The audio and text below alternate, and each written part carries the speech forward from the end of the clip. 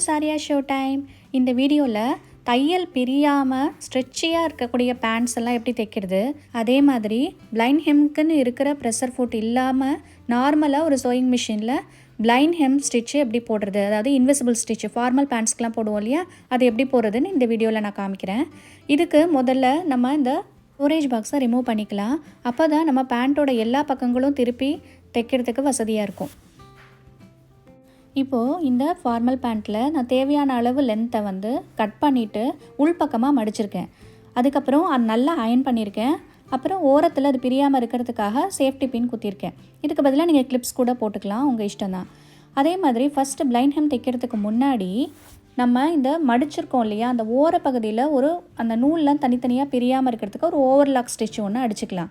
அது பண்ணதுக்கப்புறமா எப்படி பிளைண்ட் ஹெம் தைக்கிறது அப்படிங்கிறத உங்கள்கிட்ட ஷேர் பண்ணுறேன். நான் வச்சுருக்கிறது சிங்கர் சோயிங் மிஷின் 4423 மாடல். இதில் ஃபஸ்ட்டு நம்ம எந்த செட்டிங்ஸும் பண்ணுறதுக்கு முன்னாடி நீடில் மேலே இருக்கா அப்படின்னு சொல்லி பார்த்துக்கணும். அப்போ தான் நீடில் உடையாமல் இருக்கும். இப்போது நான் இந்த ஓவர்லாக் ஸ்டிச்சுக்கு டென்ஷன் 4 வச்சுருக்கேன். நீடில் பொசிஷன் ரைட்டில் வச்சுருக்கேன். வித்து 6 வச்சுருக்கேன். லென்த்து ஸ்ட்ரெச்சி காட்டன் அப்படிங்கிறதுனால நான் லென்த்து S1 ஸ்ட்ரெச்சி இதில் வச்சுருக்கேன். அதில் இந்த டிசைன் பர்டிகுலராக இந்த டிசைன் வச்சுருக்கேன். உங்கள் இஷ்டம் தான், எந்த டிசைன் வேணாலும் நீங்கள் போட்டுக்கலாம்.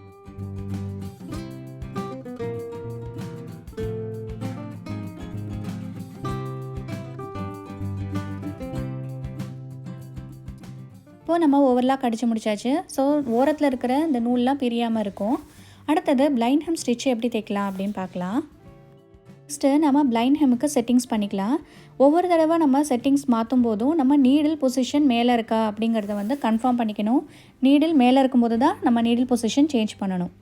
நான் இங்கே நீடில் பொசிஷன் சென்டரில் வச்சுருக்கேன், டென்ஷன் 4 வச்சுருக்கேன்.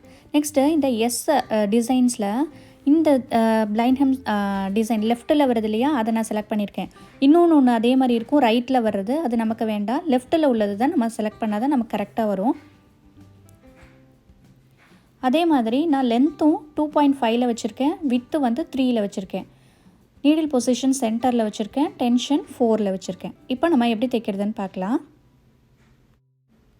இப்போது நம்ம பின் போட்டு மடித்து வச்சுருக்கோம் இல்லையா, அதில் இந்த ஓவர்லாக் ஸ்டிச் ரைட் சைடில் வர்ற மாதிரி நம்ம உள்பக்கமாக மடிக்க போகிறோம். ஜஸ்ட் ஒரே ஒரு சென்டிமீட்டர் மட்டும் கேப் வைக்க போகிறோம். அதாவது ஓவர்லாக் ஸ்டிச்சுக்கும் அந்த உள்பக்கமாக மடித்தோம் இல்லையா, அதுக்கும் ஒரே ஒரு சென்டிமீட்டர் கேப் விட்டால் போதும். அப்போ தான் நம்ம இந்த பிளைண்ட் ஹெம் லெஃப்ட் ரைட் போயிட்டு வரத்துக்கு கரெக்டாக இருக்கும்.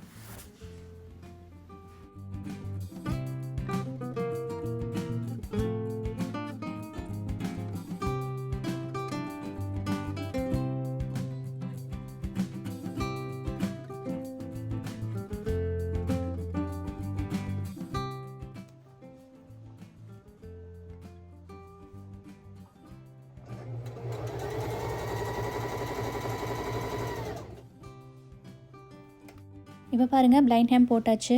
இங்கே ஏறி இருக்குது, லெஃப்ட்டில் ஏறி இருக்குது, அப்புறம் கொஞ்சம் தூரம் கழித்து திருப்பி ஏறி இருக்குது, அப்புறம் இறங்கியிருக்கு, திருப்பி கொஞ்சம் தூரம் கழித்து ஏறி இருக்குது, திருப்பி இறங்கியிருக்கு, கொஞ்சம் தூரம் கழித்து ஏறி இருக்குது. இந்த மாதிரி போடுறது தான் பிளைண்ட் ஹெம் ஸ்டிச்சு. இது உள்பக்கம். இதோட ஆக்சுவல் சைடு அதாவது வெளிப்பக்கம் பார்த்தீங்க அப்படின்னா இது போட்டிருக்கிறதே தெரியாது, தையல் போட்டிருக்கிறதே தெரியாது. ஸோ இதுதான் பிளைண்ட் ஹெம் ஸ்டிச்சு. பாருங்கள், நீட்டாக வந்துடுது. இதுக்கான செட்டிங்ஸ் தான் உங்களுக்கு காமிச்சேன் நான் முதல்ல.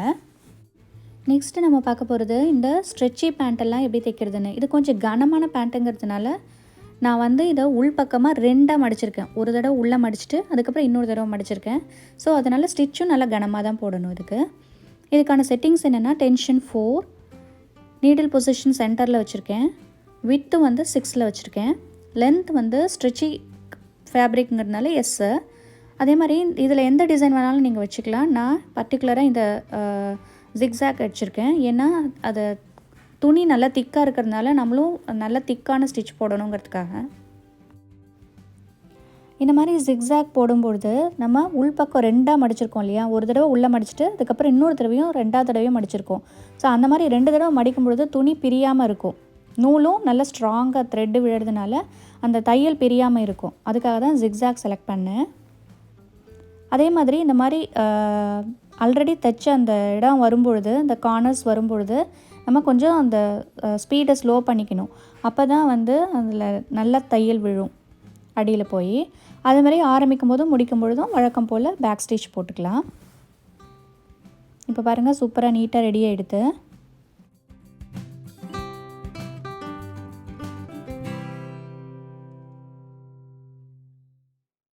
இப்போ சூப்பராக ரெடி ஆகிடுது. இது வெளிப்பக்கம், இது உள்பக்கம்.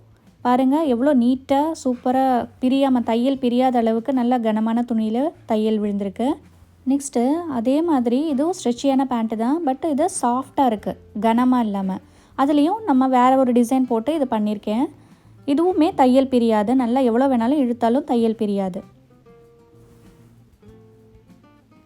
இந்த வீடியோ உங்களுக்கு பிடிச்சிருந்ததுன்னா லைக் பண்ணுங்கள், ஷேர் பண்ணுங்கள், கமெண்ட் பண்ணுங்கள் அண்ட் மறக்காமல் சாரியா ஷோ டைமுக்கு சப்ஸ்கிரைப் பண்ணுங்கள். கூடிய விரைவில் இன்னொரு வீடியோவில் சந்திக்கிறேன். அது வரைக்கும் பாய். தேங்க்ஸ் ஃபார் வாட்சிங்.